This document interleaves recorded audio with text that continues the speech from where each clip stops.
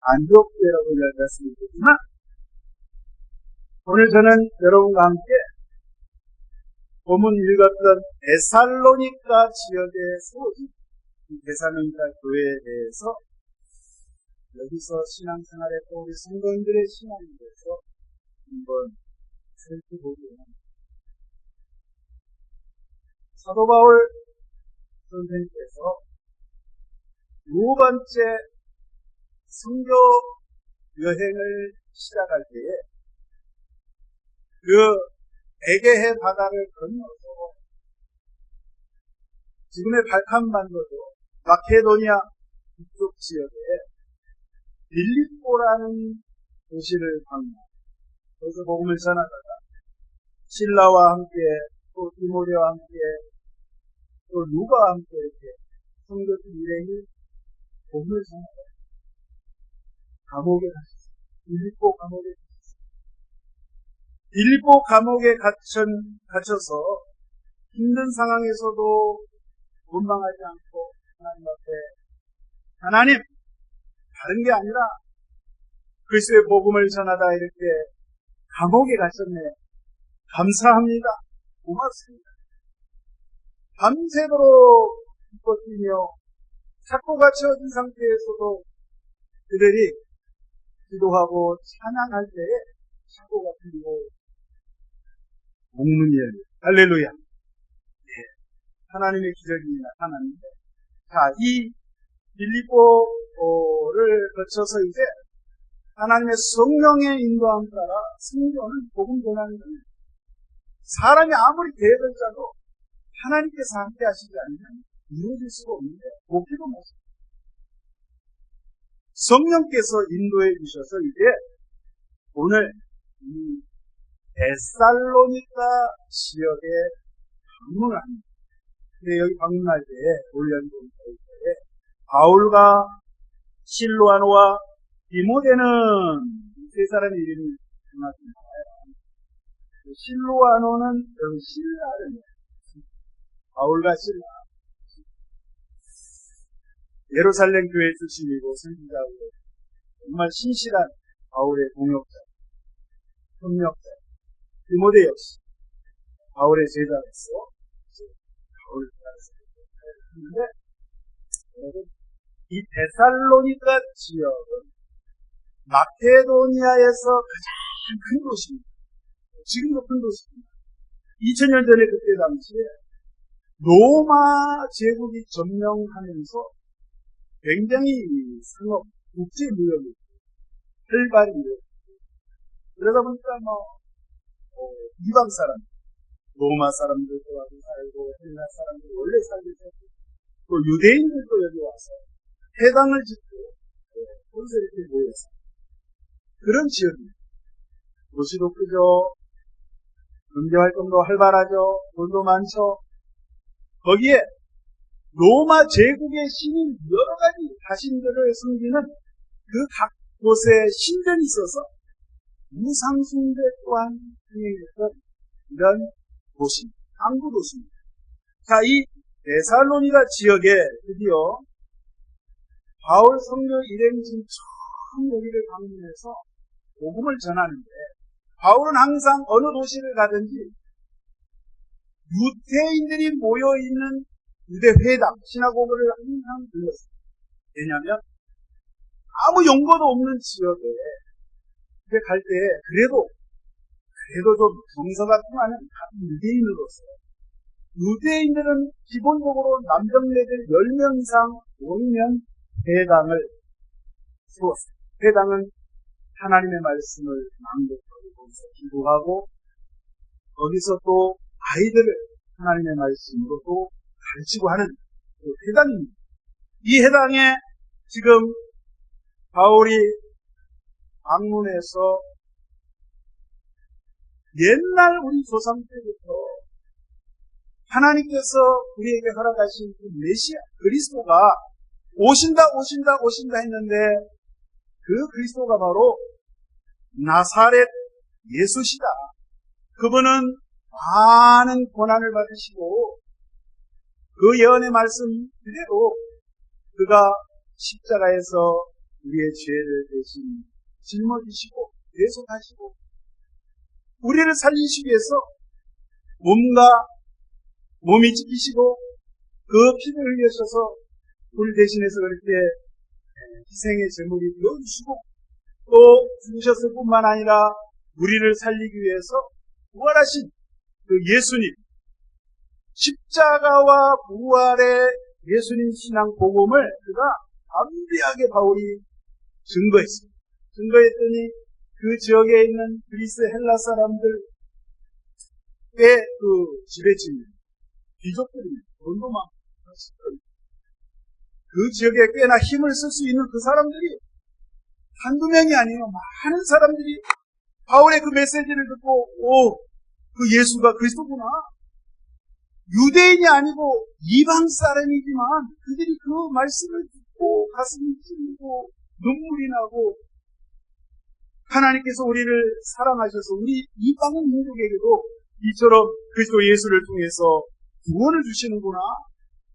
그 복음의 소식을 듣고 너무너무 기뻐하고 바울이 딱 3주 있었어요. 3주 복음을 전했음에도 불구하고 많은 귀부인들이 헬라인들이 막 구름대와 같이 들렸는데 그런데 안타까운 것은 같은 동족인 유대계 회당에서 말씀을 같이 들었던 유대인들이 예수님을 그리스도로 받아들이지 않는 거예요. 인정하지 않는 거예요. 거부하는 거예요. 오히려 바울의 그 복음 전도를 가로막고 길거리에 나가서 지금 깡패들을 동원해가지고 여러분 이 바울을 핍박을 합니다. 교회를 못 세우게 합니다. 복음을 못 전하게 합니다. 이렇게 힘들게 지금 하는 가운데 바울 일행이 지금 우리나라에 보면 희신. 근데 마치 그 데살로니가 지역에 하나님께서 예비해 놓은 형제가 있었어요. 그래서 사도행전 17장에 들어가기를 야손이라는 형제가 피신시켰습니다. 숨겨줍니다. 그래서 이 유대인들이 아무리 찾아도 찾을 수가 없는 거예요. 그래서 이 야손과 그 믿음의 형제들을 대신 붙잡아가지고 가난에 고발합니다. 세상에 예전부터 이런 소문은 들었지만 이단자들이 이 도시에 방문해가지고 이 도시를 순환한다. 이미 우리는 로마 황제 가이사의 그 칙령에 의해서 우리는 가이사만이 우리의 주교로서 주님이 되시고 우리는 가이사 황제를 우리는 섬기는데 어찌 다른 임금인 예수를 믿으러 가느냐? 이런 못된 잘못된 이상한 사상을 전하는 저들을 가만 놔두면 안 됩니다 하고 고발하면서 그랬을 때에 여러분 하나님께서는 저도 중국 선교를 해봤지만 선교할 때요 우리가 예상치 못한 하나님께서 미리 준비해둔 그런 사람들이 곳곳에 도처에 있다. 내가 아무리 계획을 세고 이렇게 해도 내 계획대로 잘 될 것 같지만 하나님의 성령의 인도함을 받지 않고 우리가 이룰 수 없다. 그런데 성령의 인도함을 받았을 때 물론 핍박이 있었고 이렇게 고난이 있었고 힘든 상황이 있었지만 바울과 실라와 디모데가 이렇게 숨어서 도피하면서 그래도 저들을 구원하고자 그곳에 하나님의 교회를 세우고자 이렇게 했었을 때 짧은 기간이었지만 그 남겨진 데살로니가 믿음의 형제들을 통해서 이 데살로니가 교회가 아마도 생각인데 야손의 그 가정 옛날에는요 로마 제국이 기독교가 공인된 게 주후 313년 콘스탄틴 대제였을 때 공인됐죠. 국가의 종교로 기독교를 세태를 했는데 그 전까지 300년 동안 핍박을 받았어요. 그래서 뻔듯한 예배당 이런 예배당도 없고 사람들이 초대교회 성도들은 숨어서 가정집에서 창고 같은데 헛간에서 작업하는 작업 공장 한편에서 모여서 이런 동굴에서 들판에서 눈을 피해가지고 사람들 눈을 피해서 그렇게 모입니다. 오늘 이 야손이라는 사람 집에서 아마 교회가 시작됩니다. 바울은 이후에 베레아로 이제 그 일행들이 떠납니다. 정신없이 몸을 숨기고 떠날 때 세상에 그 베레아까지 이 유대 사람들이 깡패들을 동원해가지고 복음을 전하지 못하도록 쫓아갑니다. 아니 세상에 그 한 40km 정도 되는데 그 거리까지 와가지고 복음을 못 전하게 하는 이런 사람. 자, 이런 상황 가운데 오늘 데살로니가 전서 1장 6절에 보면 이 말씀이 있어요. 많은 환난 가운데서 성령의 기쁨으로 말씀을 받아 마케도냐와 아가야 지역에 있는 모든 믿는 자의 본이 되었다. 이 데살로니가 교회가요, 이렇게 어려운 가운데, 핍박 가운데서도 이 성도들이 굴하지 않고 신앙을 지켰어요. 그러다 보니까 이 교회가 든든히 서가게 됐어요. 그래서 이 마케도냐뿐만 아니라 고린도가 있는 저 밑에, 지금 그리스 저 밑에 지역이고 그 아가야 지역까지 소문이 파하게 터진 거예요. 고린도 지역에 있는 그 성도들도 들었을 때, 데살로니가 성도들 모든 사람들이 아니에요. 그렇게 예수를 못 믿게 핍박하는 가운데도 저들이 신앙을 지켜서 든든히 서가는 거예요. 교회가 계속 부흥합니다. 확장돼 갑니다. 그래서 다른 성경에 보면 이 데살로니가 지역 출신 중에 세군도, 아리스다고 이런 바울의 동역자들이 막 인물들이 걸출한 인물들이 나오게 됩니다. 저는 바라옵기는 지금은 비록 우리 덕연교회가 미약하지만 우리 하나님께서 반드시 이 데살로니가 교회처럼 하나님께서 든든히 세우시고 쓰실 줄로 믿습니다. 그래서 저와 여러분, 그리고 여러분의 가정, 특별히 여러분의 자녀들을 하나님께서 크게 축복하시는 줄로 믿습니다. 바울이 그 짧은 기간에 핍박 속에서 복음의 씨앗을 뿌렸습니다.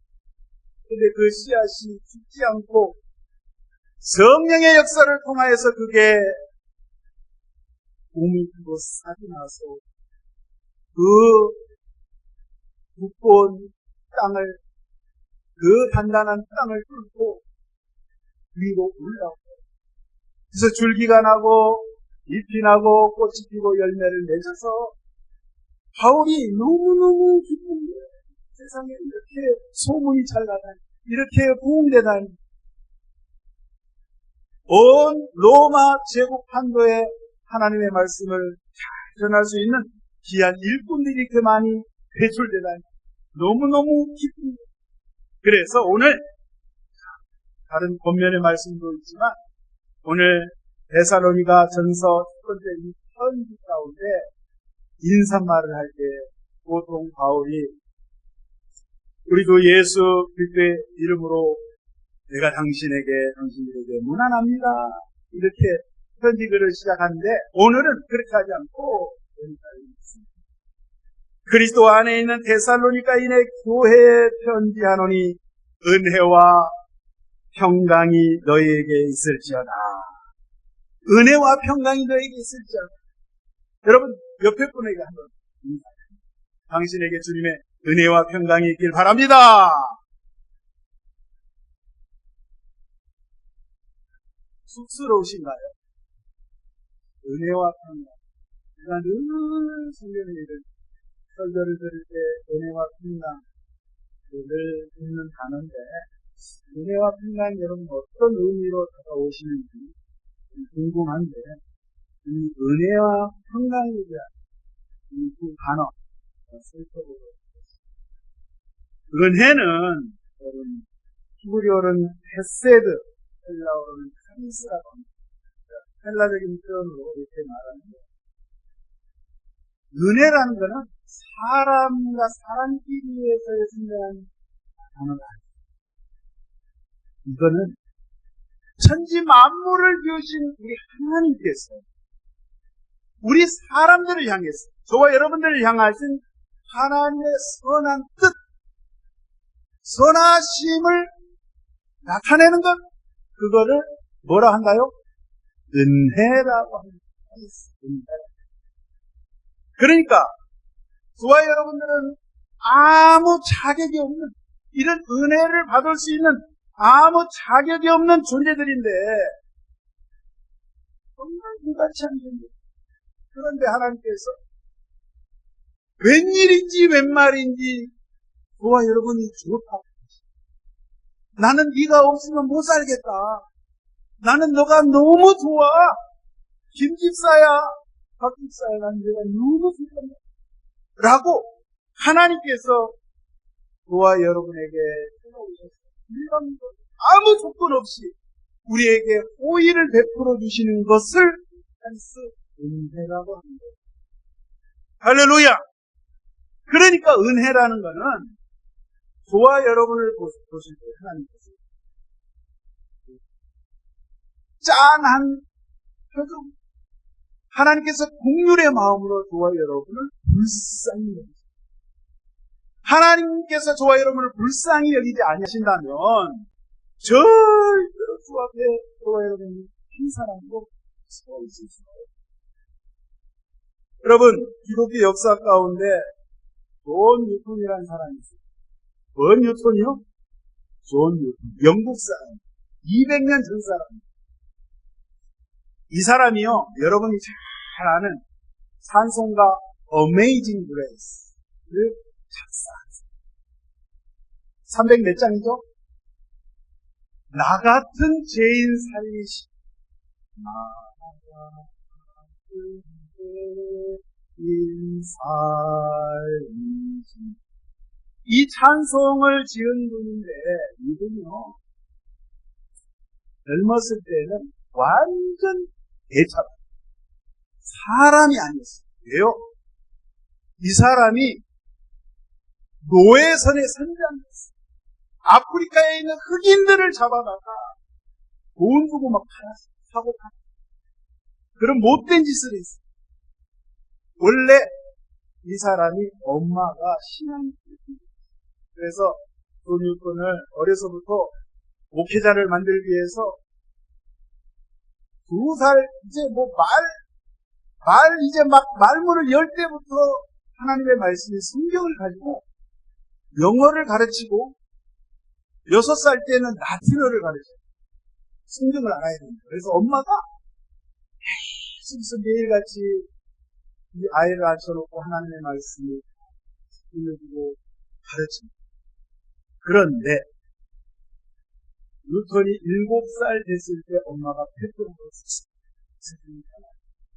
그래서 아버지가 원래 배를 타는 배선장이었는데, 여러분, 엄마가 없다 보니까 신앙 교육할 사람이 없는 거예요. 그러니까 친구들을 만나는데 나쁜 친구들이 많아요. 11살 때부터 아버지 말을 듣고 배를 타기 시작해요. 그래서 배를 타면서, 여러분, 배를 타다 보니까 사람들이 거칠거든요. 그러다 보니까 세상의 욕이란 욕은 다 돼요. 뉴턴이 없는 욕까지 창조해가지고 만들어냈다 할 정도로 기록에 써 있는데, 그래서 못된 짓을 못된 짓을 골라서 합니다. 하나님께서는 그를 부르십니다. 성령의 역사를 통해서 그 마음 가운데 읽거나 하나님의 말씀을 읽어라. 늘 그런 음성이 들렸지만 그는 끝까지 거부하고 못된 짓을 골라 그 노예를 사고 파는 그 일을 계속합니다. 그러던 어느 날 바다에서 항해를 하다가, 배를 타고 항해를 하다가 여러분 풍랑을 만나는데 자그마치 11일 동안 그 풍랑 가운데 죽을 고생을 해요. 너무너무 두려운 거예요. 그가 두려움을 몰랐던 그가, 자기가 세상에 제일 잘났다라고 생각했던 그가 너무너무 공포스러운 거예요. 그런 가운데 그가 어렸을 때 엄마가 3살, 4살, 5살, 6살 때 엄마가 들려준 그 성경 구절이 생각나기 시작합니다. 그래서 주님 앞에 그 배에서 무릎을 꿇고 하나님 저의 죄를 용서해 철저하게 하나님 앞에 회개하는 그런 회심을 통해서 하나님께서 그를 런던의 목회자로 훗날 82세 생을 마감하기까지 한 세월 동안 복음을 전하고 또 찬송가 또 찬송가를 작사하고 했던 그런 기록이 여러분 있는데, 이와 같이 존 뉴턴에게 하나님의 은혜가 임했다 이 말이에요. 이 은혜는 불가항력적인 하나님입니다. 도저히 내가 피할 수 없는 하나님의 은혜.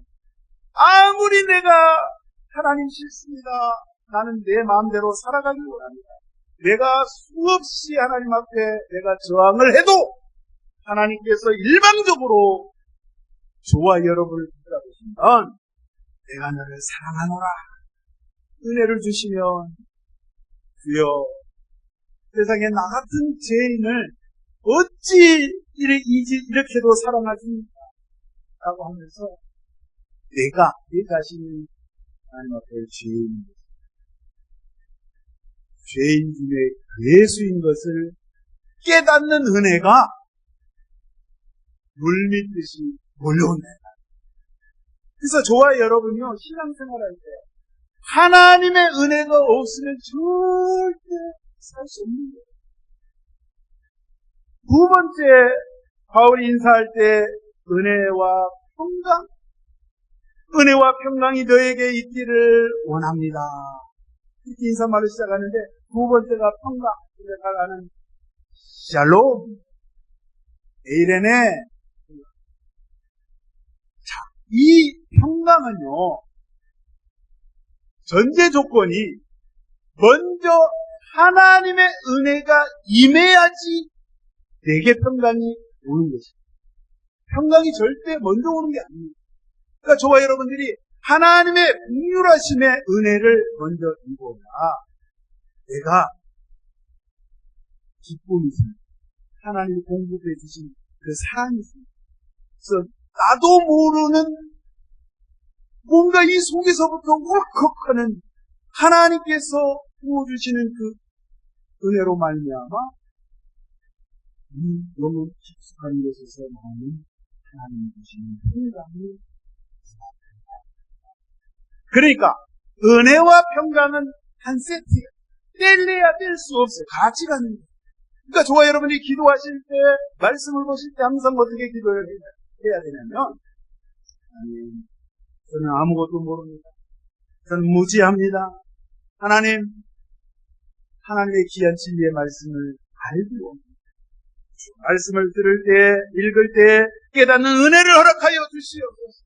하나님, 기도할 때에 하나님, 내가 알 수 없는 하나님의 그 영적인 세계를 알 수 있도록 하나님 은혜 달라고 기도하면 하나님께서 깨닫는 계시의 말씀으로 우리 가운데, 우리 내 심령 가운데 임할 때 하나님이 감당할 수 없는 평강을 주십니다.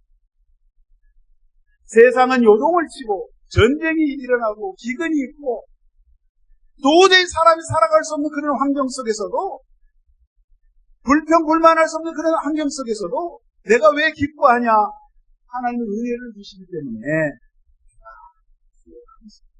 고맙습니다. 나는 예수님 한 분만으로 저는 만족합니다. 이런 기쁨이, 이런 평강이 여기서부터 예수님께서 일찍이 말씀하셨습니다. 요한복음 14장에 말씀하시기를 나의 평안을 너희에게 주노라. 내가 주는 평안은 세상이 주는 것과 같지 아니하니.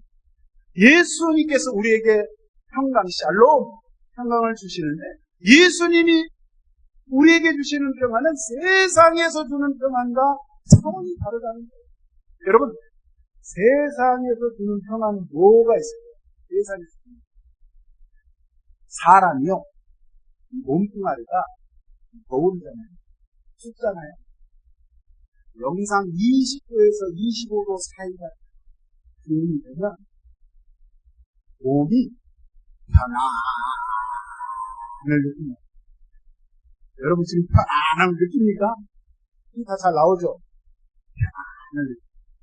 여러분 세상이 주는 평안 여러 가지가 있을 거예요.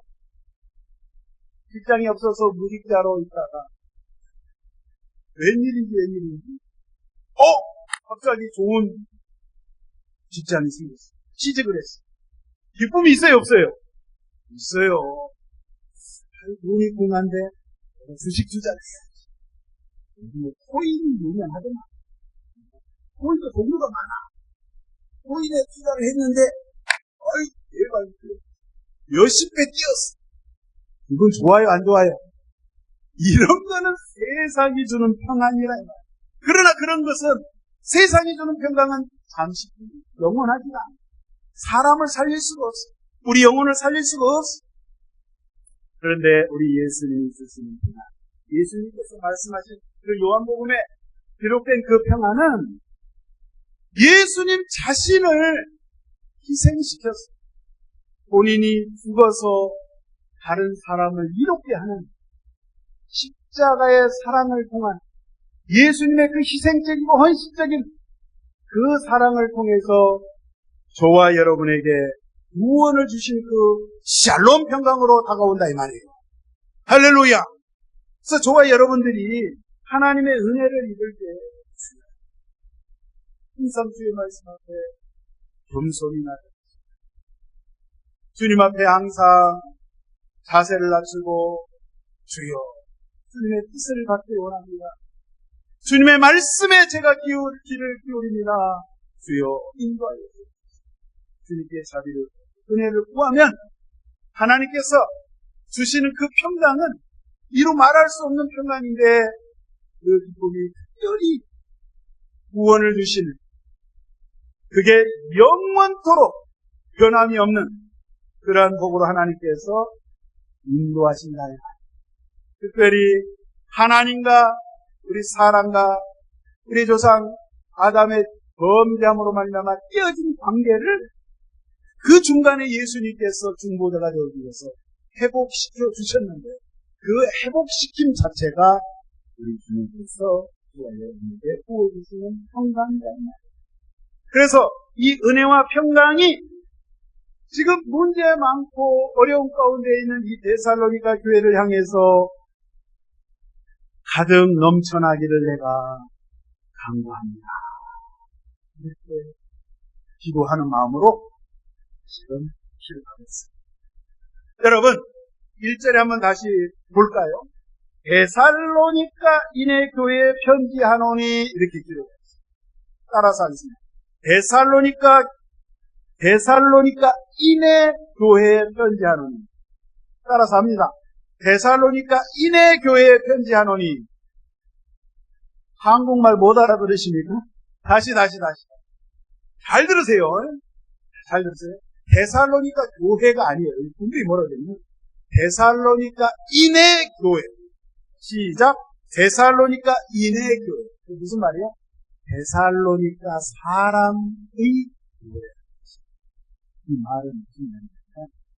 바울이 이 편지를 보내줄 때 데살로니가 교회를 향해서 말하는 게 아니라 데살로니가에 살고 있는 성도들 그들을 향해서 지금 은혜와 평강이 있기를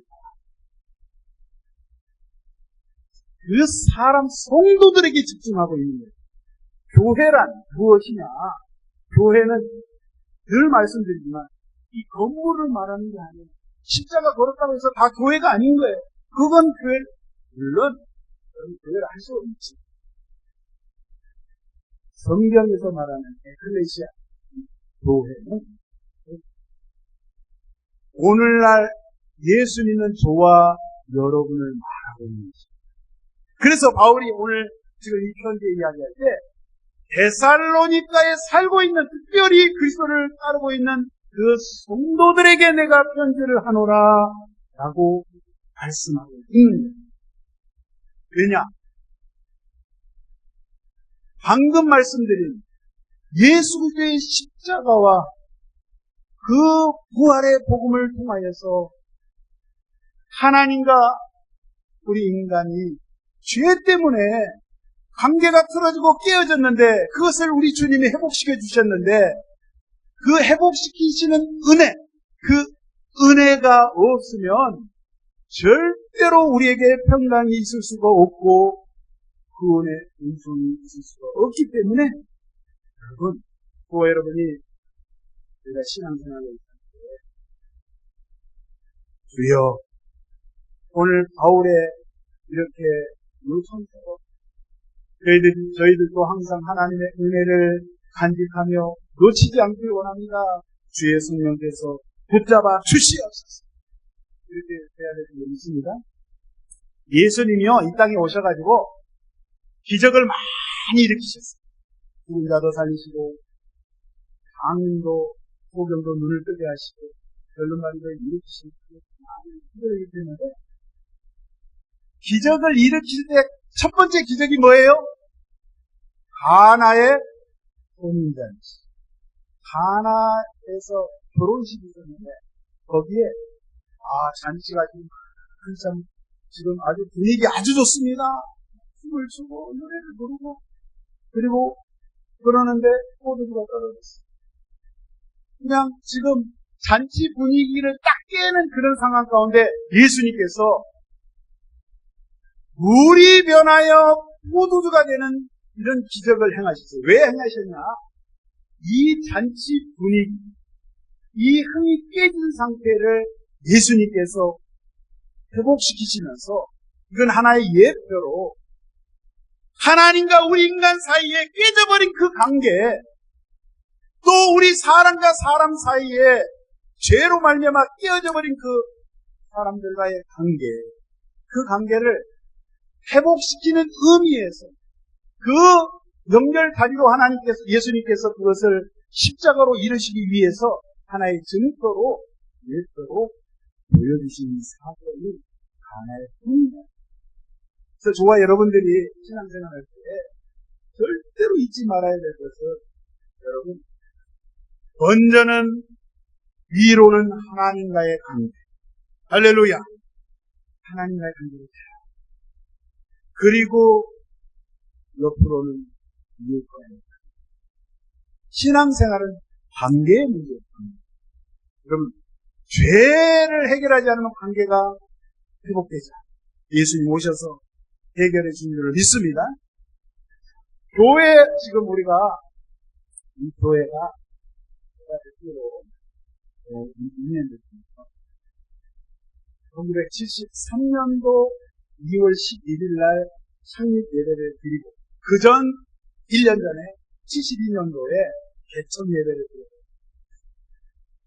이 예배당은 99년도에 신축 예배당을 지었고, 여기 밑에 사장이 띄워놓고, 거기 옛날 교회 서라버리라고 그랬는데, 여러분, 바라옵기는 저희 교회가, 우리가 눈에 보여지는 이 가시적인 교회가 있지만 항상 강조합니다. 저와 여러분은 주 예수 그리스도를 우리 영혼 가운데, 마음 가운데 모시고 있기 때문에 플레이시야. 저와 여러분들은 우리 몸 자체가 하나님의 성전인 것입니다. 믿으시면 아멘 하시고. 그래서 저와 여러분들이 이 건물이 중요한 것이 아니라, 이 시설이 중요한 것이 아니라, 이건 언젠가는요, 때 되면 허물어지고, 먼지나고, 다 떨어지고, 금가고 이래요. 보수공사에도 끝이 없어요. 그러나, 우리 몸을 성전 삼고, 교회 삼고 계시는 우리 주 예수 그리스도, 그분을 놓치면 절대 안 된다는 사실. 저와 여러분을 제약된 세상 가운데 물르셨어요. 마치 여러분 닭광 좋아하세요? 단무지, 닭광 치자의 당근 겁나게 좋아하는데 옛날에 그거 당근거 봤어요. 시간에. 그 닭광, 일본말 써서 죄송한데, 그 단무지 만드는 무가 어떻게 생겼어요? 알타리 무예요? 아니에요. 이렇게 길어. 옛날 그 서울 잠실 옛날에 그 무가 무같이 있어요. 그 무 심었을 때서 가봤어요. 전라도 사람이 어떻게 그렇게 하나요? 어렸을 때는 서울에서 살았어요. 제가 조선팔도 안 가본 적이 없어요. 경상도에서. 근데 거기 무를 뽑으면 다른 무는 잘 안 뽑는데 그걸 잘 뽑혀요. 쉽게 말해서 세상에서 여러분이 세상에 하나님 모르고 살 때 무밭에서 무 뽑듯이 하나님께서 쑥 김집사야 쑥 박집사야 쑥 뽑아가지고 하나님께서 부르셨다 이 말이에요. 교회는 하나님께서 죄악 세상 가운데 있는 저와 여러분을 부르신 거예요. 그 부르셔서 예수 십자가를 통해서 구원시키시고 구원시킨 저와 여러분을 다시 어떻게 하냐면 세상 가운데로 다시 보내는 것이 교회라 이 말이에요. 여러분, 왜 이스라엘 백성들을 애굽에서 나오도록 출애굽시켰나요? 광야를 지나 하나님께서 이스라엘 백성들을 가나안 땅에 보내시게 하기 위해서 부르신 거예요. 마찬가지예요. 저와 여러분을 부르셨기 때문에 다시 하나님의 사람으로 은혜를 주셨어요. 이 은혜 주시면 내게 끊임없는 하나님께서 공급해 주시는 그 기쁨과 평강이 넘쳐나는데 그 은혜를 가지고 그 평강을 가지고 추구하는 내 친구들, 내 가족들 향해서 달려가서 저들에게 복음을 전하라고 주님께서 세우신 줄로 믿습니다. 여러분, 이사야 선지자를 통해서 주님 말씀하셨습니다. 42장 6절 이하에 나 야훼가 의로 너를 불렀은즉 하나님이 부르셨다는 거예요. 너를 내가 네 손을 잡아서 너를 보호하며 너를 세워 백성의 언약과 이방의 빛이 되게 하리니 네가 눈먼 자들의 눈을 밝히며 갇힌 자를 감옥에서 이끌어내며 흑암에 앉은 자를 감방에서 나오게 하리라. 저와 여러분들을 왜 불렀냐? 왜 그리고 또 다시 저 세상으로 보냈냐? 영적으로 어두워 있는 소경된 저 사람들, 하나님을 알지 못하고 살아가는 저들, 예수 믿었다가 타락하고 죄 가운데 있는 저들에게 영의 눈을 뜨게 하도록 어둠 가운데 있는 저들에게 우리 주 예수 그리스도의 생명의 빛을 비치게 하도록 저와 여러분을 보내신다. 저희 교회가 특별히 저와 여러분, 성도된 저와 여러분들이 해야 될 일이 바로 이 일입니다. 할렐루야! 그래서 영적으로 감옥에 갇혀있는 불쌍한 저들, 내가 받은 하나님의 그 긍휼하심과 자비하심, 제가 저들을 볼 때 불쌍히 마음이 생기는 거예요. 아무리 내가 성경을 많이 알고 공부를 많이 하고 유식하고 말을 잘해도 하나님의 은혜가 임하지 않으면 그 은혜를 전달할 길이 없는 거예요. 그런 거로 저와 여러분은 늘 제가 말씀드리는 이 성경 66권에 대한 말씀, 기독교의 말씀을 읽어보고 묵상하고 매일처럼 암송하고 늘 가슴에 품으시고 주무실 때도 어떻게 해요? 되게 삼아 주무시고 아멘이십니까? 왜 아멘 안 하지? 속을 하셨다고요. 그래서 그렇게 될 때 하나님의 은혜와 원수 마귀가 귀신이 이렇게 붙을 수가 없는 거예요. 한 길로 왔다가 7길씩 알아서 도망가. 자동적으로 도망갈 줄을 믿습니다. 그래서 이 한 주간 또 살아가실 때 하나님 데살로니가 교회에 그러한 은혜가 있는 은혜 내게 임하기 원합니다. 그 평강이 나에게 임하기 원합니다. 우리 교회에 임하기 원합니다. 우리 가정에 우리 자녀들에게 내 남편에게 아내에게 임하기 원합니다. 내 형제에게 임하기 원합니다. 성령의 역사는 주시옵소서. 기도하시고 믿으시고 출발하시기를 예수님의 축원드리겠습니다. 기도합니다. 하나님 아버지 고맙고 감사합니다. 오늘 주님께서 주시는 은혜와 평강이 우리의 삶 가운데 날마다 넘쳐나게 합니다. 아버지 그 은혜를 받았습니다. 그 큰 은혜를 받았습니다. 그러므로 말미암아 우리에게 기쁨이 넘쳐서 그래야 우리가 봉사하고 찬양하고 전도하고 선도할 수 있는 것을 믿습니다. 우리를 다시 한번 국률과 자비를 베풀어 주시옵소서. 사랑, 십자가의 사랑 늘 간직하며 말씀 가지고 늘 승리하시는 주들에게 하여 또 출발합니다. 강하게 붙잡아 주시옵소서. 감사드릴 때에 우리 구주 예수님의 이름으로 기도합니다. 말씀 생각하시면서 주여 저에게 이처럼 은혜 주시고 평강으로 붙잡아 주옵소서. 특별히 하나님 저희들의 가정 붙잡아 주옵소서. 저희 교회를 붙잡아 주옵소서. 주의 삼상을 동성 기도합니다. 주여 주여 주여.